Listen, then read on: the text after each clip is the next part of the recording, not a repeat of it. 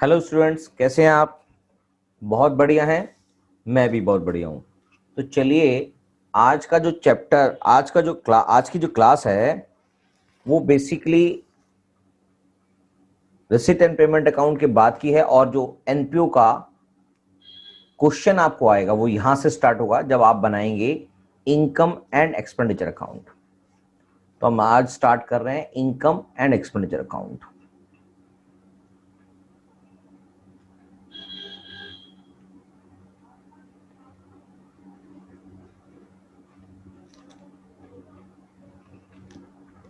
और income expenditure account बनाया जाता है फॉर द ईयर एंडेड।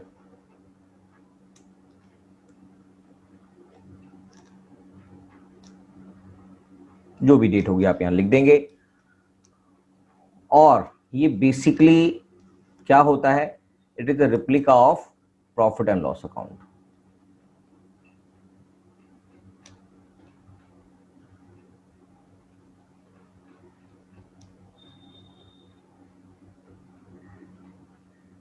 क्या ये बात समझ में आ गई? हाँ सर, समझ में आ गई है। तो इससे हमको प्रॉफिट यानी कि एनपीओ के केस में सरप्लस या फिर लॉस, और एनपीओ के केस में डेफिसिट नजर आएगा, निकाला जाएगा इसके थ्रू।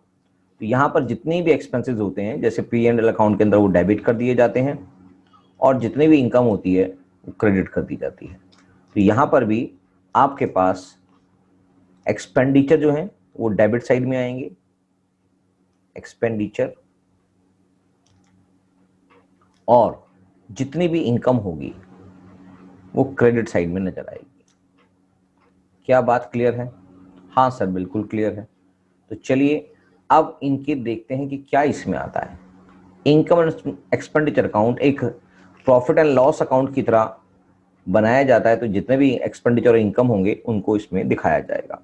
तो बस आपके पास रिसिट एंड पेमेंट अकाउंट के थ्रू और उसमें दी गई कुछ एडजस्टमेंट के थ्रू आपको इनकम एंड एक्सपेंडिचर अकाउंट बनाना है। यहां पर हम एक ब्रॉडली एक आइडिया लेते हैं कि इसमें क्या आएगा। इसमें आएगा जितने भी रेवेन्यू नेचर के एक्सपेंडिचर होते हैं, रेवेन्यू एक्सपेंडिचर, वो आएंगे। क्या बात समझ में आ गई? यानी कि जिनकी भी हमने एक्सपेंसेस किए हैं, जिनके भी एक्सपेंसेस किए हैं, चाहे वो पेड हो या नॉन पेड हो, फिर भी इनको यहां दिखाया जाएगा। इस चीज को मैं यहां पर लिख कर आपको बता देता हूं कि हम क्या कहना चाह रहे हैं। हम कहना चाह रहे हैं कि वो वाले रेवेन्यू एक्सपेंडिचर जो वेदर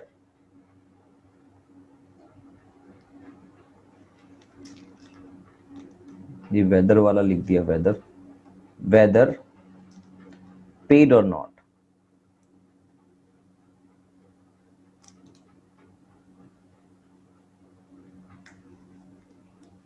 but related to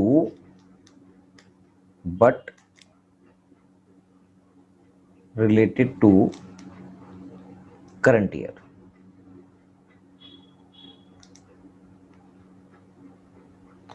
क्या ये बात समझ में आ गई है? हाँ सर, समझ में आ गई है कि हमें वो वाले एक्सपेंडिचर, चाहे वो पे किए गए हों चाहे नहीं पे किए गए हों, मगर सिर्फ और सिर्फ करंट ईयर से रिलेटेड हों, तो उनको यहां पर दिखाया जाएगा। और उसके साथ विद एडजस्टमेंट होगी। विद एडजस्टमेंट हम इसको लिख सकते हैं, with adjustment, with adjustment. Sir ये विद एडजस्टमेंट का मतलब क्या है? विद एडजस्टमेंट का मतलब होता है कि आपके जितने भी outstanding, prepaid, paid in advance, वो सारी बातें जो होती हैं, जो आप उसके एडजस्टमेंट करते हैं, उनको आप यहां पर एडजस्ट करने के बाद, यानी कि उसकी वैल्यू यहां पर तब आएगी जब उनको एडजस्ट कर लेंगे। इसका मतलब सर ज्यादातर समझ नहीं आया, कोई बात नहीं है, अभी आपको सारा कुछ समझ में आ जाएगा। तो चलिए और देखते हैं क्या क्या आएगा। सर इसके अंदर ओपनिंग बैलेंस कुछ नहीं होता, नहीं, इसमें कुछ भी ओपनिंग बैलेंस नहीं होता। आप इसके अंदर सिर्फ और सिर्फ इस साल से रिलेटेड जितने भी रेवेन्यू नेचर के एक्सपेंडिचर होते हैं उन्हीं को दिखाते हैं विद एडजस्टमेंट। ठीक है सर, ये बात समझ में आ गई। और इनकम साइड में आप दिखाते हैं जितने भी रेवेन्यू नेचर की इनकम होगी bye revenue receipt, revenue receipts, correct? Whether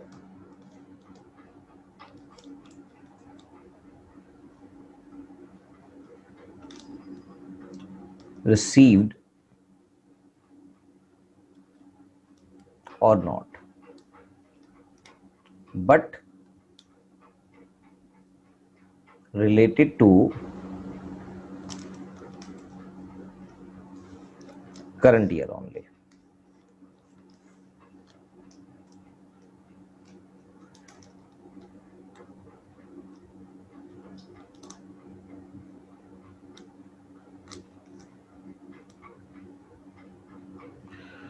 क्या बात समझ में आ गई? और साथ में ये वाली बात है विद एडजस्टमेंट, यानी कि after all adjustments, with adjustment, सारी की सारी एडजस्टमेंट करने के बाद यहां पर उसकी वैल्यू आएगी, चाहे वो प्रीपेड हो, आउटस्टैंडिंग हो,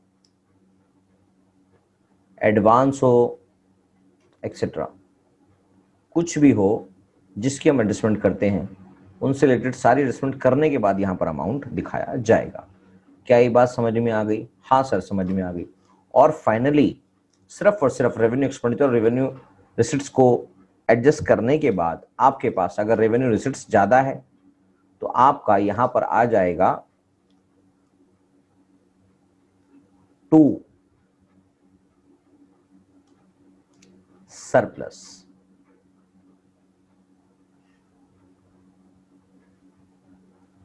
सरप्लस का मतलब होता है एक्सेस ऑफ, सरप्लस का मतलब होता है excess of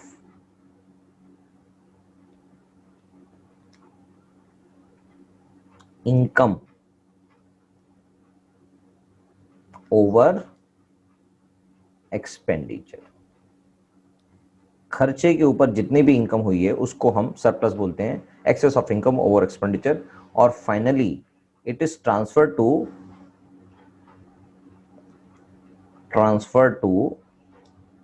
capital fund.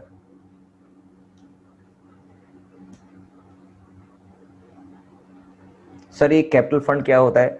Capital fund जैसे आप नॉर्मल अकाउंटिंग के अंदर, पार्टनरशिप के अंदर या प्रोप्राइटरशिप के अंदर जो भी पैसा प्रॉफिट का होता था उसको कैपिटल अकाउंट में ट्रांसफर करते थे, क्योंकि यहाँ पर प्रॉफिट मोटिव नहीं है तो यहाँ पर कोई कैपिटल अकाउंट नहीं होगा, तो यानी कि ये जो पैसा है एनपीओ के कैपिटल फंड के अंदर ट्रांसफर कर दिया जाएगा। It is like capital account, मगर ये कैपिटल फंड है क्योंकि यहाँ पर इसको बांटा नहीं जाता, ये किसी के हिस्से का पार्ट नहीं है, ये एनपीओ के अंदर ही रहता है। और अगर आपके पास यानी कि या तो ये आएगा या फिर इस साइड अगर बैलेंस आ जाता है, यानी कि डेबिट साइड का बैलेंस अगर बड़ा होता है, अगर आपके पास डेबिट साइड का बैलेंस बड़ा होता है तो उसको क्या बोलेंगे सर? उसको बोलेंगे बाय डेफिसिट। डेफिसिट मतलब घाटा। तो डेफिसिट को बेसिकली मतलब क्या होता है सर? इसका मतलब होता है excess of expenditure over income, excess of expenditure over income which is transferred to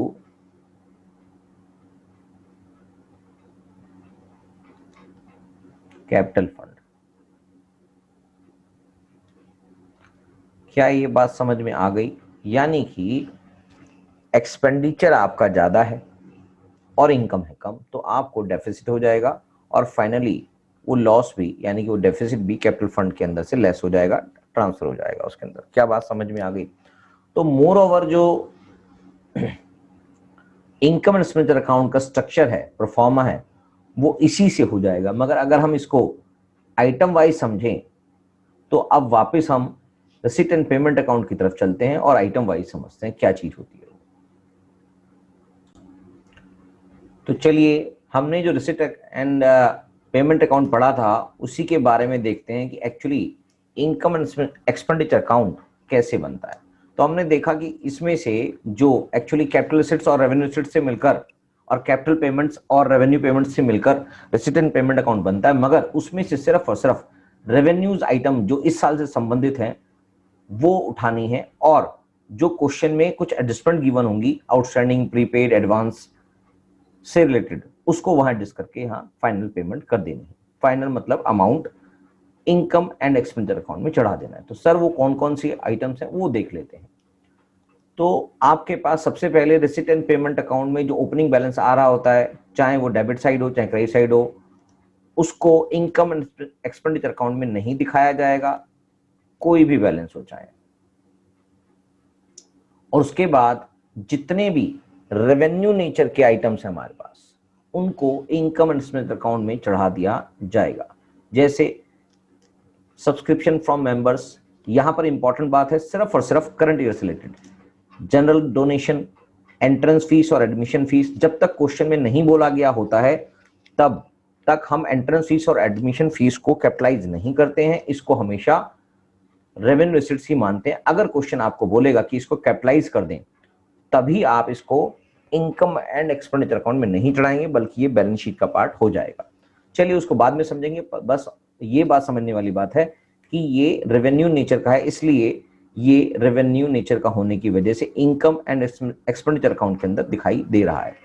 cell of old newspaper, periodicals, waste papers, sale of old sports material, interest on fixed deposit, interest का part ही ध्यान रखेंगे, interest खाली interest का part, interest on fixed deposit, bank interest on bank deposit etcetera, interest या dividend receive on general investment, lockers rent, rent received, sale of scrap, proceeds from charity show, miscellaneous receipts to grants in aid. तो ये सारी चीजें revenue nature की हैं, इन सब को आप इनकम एंड एक्सपेंडिचर अकाउंट में इनकम साइड में दिखा देंगे। क्या ये बात समझ में आ गई है? हाँ सर समझ में आ गई है। और इसके अलावा अगर एक्सपेंडिचर की साइड की बात करें तो wages and salary, rent, rent and rates, municipal taxes, electricity and water charges, miscellaneous expenses, insurance premium, sports material, sports material का खाली कंज्यूमेबल पार्ट्स जो होता है वो यहाँ दिखाएंगे। वो कैसे निकालेंगे वो समझेंगे, मगर स्पोर्ट्स मटेरियल का करंट ईयर से रिलेटेड कंज्यूमेबल पार्ट जो होता है वो यहाँ दिखाएंगे। Printing and stationery, postage and couriers, advertisement, sundry expenses, telephone charges, entertainment expenses, audit fees, honorarium, repairs and renewals, upkeep of grounds, charities, conveyance charges, newspaper, subscription for periodicals और magazines and health journals के लिए जो भी payment की गई होती है वो सारा का सारा आपको इनकम एंड एक्सपेंडिचर अकाउंट के अंदर एक्सपेंडिचर साइड में दिखाई देगा। और इसके अंदर अगर कोई एडजस्टमेंट नीचे क्वेश्चन में दे रखी है, रिसिट एंड पेमेंट अकाउंट बनाने के बाद जो क्वेश्चन में एडजस्टमेंट दे रखी है, उन सभी को एडजस्ट करते हुए आप इनकम एंड एक्सपेंडिचर अकाउंट में दिखाएंगे। क्या ये बात समझ में आ गई है? तो इसके अलावा जितने भी कैपिटल एसेट्स होती हैं और जितने भी कैपिटल एक्सपेंडिचर होते हैं उनको हम बैलेंस शीट के अंदर एडजस्ट करते हैं। अब यहाँ पर ये बात तो समझ में आ गई है कि हमने सिर्फ रेवेन्यू नेचर के आइटम्स को ही इनकम एंड एक्सपेंडिचर अकाउंट के अंदर डालना है, जो सिर्फ और सिर्फ करंट ईयर से रिलेटेड होगी। क्या ये बात समझ में आ गई? बस इतनी सी ही बात है, तो आपको ये क्लियरिटी हो जाएगी। अब बैलेंस शीट की बात करेंगे जब, तब हम ये बाकी कैपिटल नेचर की आइटम्स की बात करेंगे, और आपके पास जो भी क्लोजिंग बैलेंस होगा वो कैश अकाउंट या बैंक अकाउंट के रूप में नहीं होगा, बल्कि सरप्लस या डेफिसिट के रूप में होगा, जो मैंने आपको वहां पर समझा दिया था। क्या ये बात क्लियर है? हाँ सर ये बात हमको क्लियर हो चुकी है कि रेवेन्यू नेचर के और कैपिटल नेचर के सारे आइटम्स यहां पर दिखाई देंगे। तो चलिए कुछ इंपॉर्टेंट एस्पेक्ट्स को और समझ लेते हैं कि वहां पर रिसिट एंड पेमेंट अकाउंट बनाते हुए, sorry income and expenditure account बनाते हुए हमें कौन कौन सी बातों का ध्यान रखना पड़ेगा। सबसे इंपॉर्टेंट बातें जो हैं वही हम सारी बातें डिस्कस कर रहे हैं कि कौन कौन सी बातें इंपॉर्टेंट है, उनको क्या क्या ये बात मतलब इनकम एंड एक्सपेंडिचर अकाउंट बनाते हुए कौन कौन सी बातों का ध्यान रखना पड़ेगा। Important points.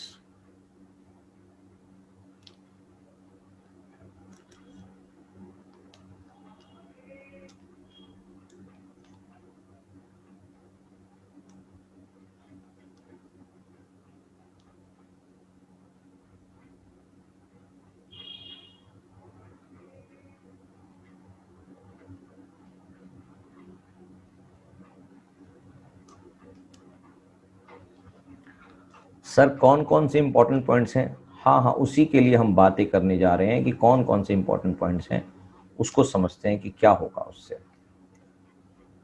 पहली बात,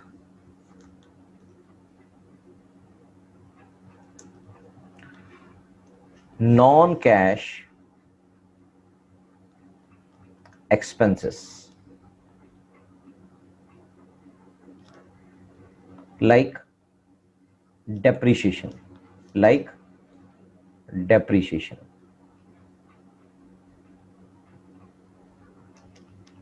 इसकी भी आप अकाउंटिंग करेंगे। आर अकाउंटेड, जो आपको रिसीट एंड पेमेंट अकाउंट में नहीं दिखाई देगी, जो आपको एडजस्टमेंट में दिखाई देगी। एक और बात कि ये जो इनकम एंड एक्सपेंडिचर अकाउंट जो होता है उसका नेचर क्या होता है, वो बेसिकली नॉमिनल नेचर का होता है। नॉमिनल नेचर का होता है, नॉमिनल अकाउंट है ये, यानी कि ये एक रेवेन्यू एंड एक्सपेंसेस अकाउंट है। क्या ये बात समझ में आ गई? हाँ सर। तीसरी बात, बेसिस ऑफ अकाउंटिंग क्या है इसका? बेसिस ऑफ अकाउंटिंग,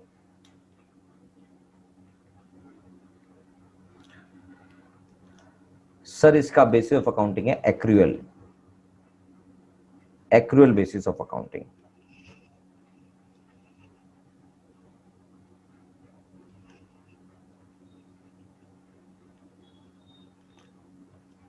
और क्या इंपॉर्टेंट बात है सर इसमें? इसके अंदर ओपनिंग बैलेंस, बैलेंस की बात करेंगे। ओपनिंग बैलेंस, क्या इसका ओपनिंग बैलेंस होता है क्या? अभी आपको मैंने बताया कुछ होता है या नहीं होता है, तो ये बात है कि इसके अंदर ओपनिंग बैलेंस नहीं होता है, तो no opening balance.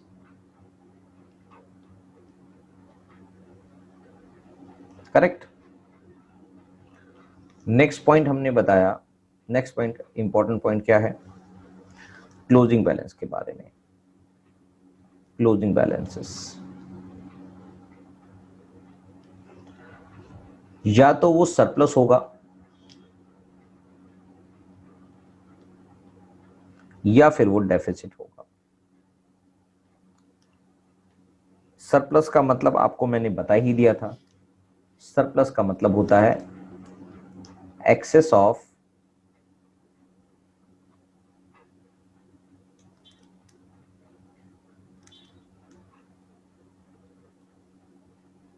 excess of income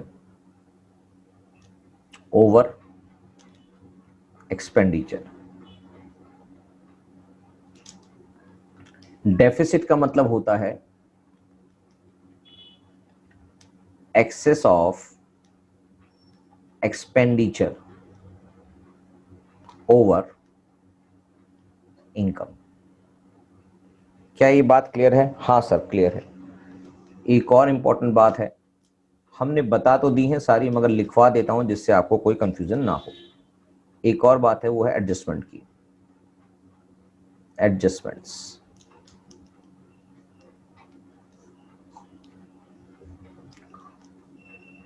all adjustments